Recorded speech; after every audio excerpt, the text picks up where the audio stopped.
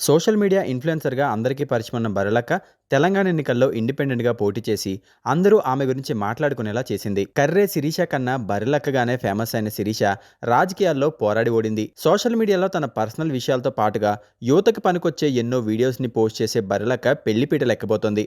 ఆమె త్వరలోనే పెళ్లి చేసుకోబోతుందన్న వార్త విపరీతంగా వైరల్ అయింది. అప్పటినుంచి శిరీష ఎవరిని పెళ్లి చేసుకుంటుంది, ఆ వ్యక్తి ఎవరు, ఏ ప్రాంతానికి చెందినవాడు అంటూ అందరూ తెగ ఆరాలు తీస్తున్నారు. తాజాగా కర్రె శిరీష తనకి కాబోయే భర్తను పరిచయం చేసింది. పెద్దకొత్తపల్లి మండలం మరికల్ గ్రామానికి చెందిన శిరీష కర్నూలు జిల్లా పెద్దకొత్తపల్లి గ్రామానికి చెందిన వెంకటేష్ ని ఈ నెల 28న వివాహం చేసుకోబోతుంది. ఈ మేరకు వెంకటేష్ ఫొటోస్ ని అలాగే తమ ఎంగేజ్మెంట్ వీడియోని కూడా షేర్ చేసింది. వెంకటేష్ తో కలిసి ప్రీ వెడ్డింగ్ షూట్ చేయించుకున్న బర్రెలక్క మార్చి 28న వివాహ బంధంలోకి అడుగు పెట్టబోతోంది. వెంకటేష్ ఎంఎస్సీ ఫిజిక్స్ పూర్తి చేసినట్లుగా తెలుస్తుంది.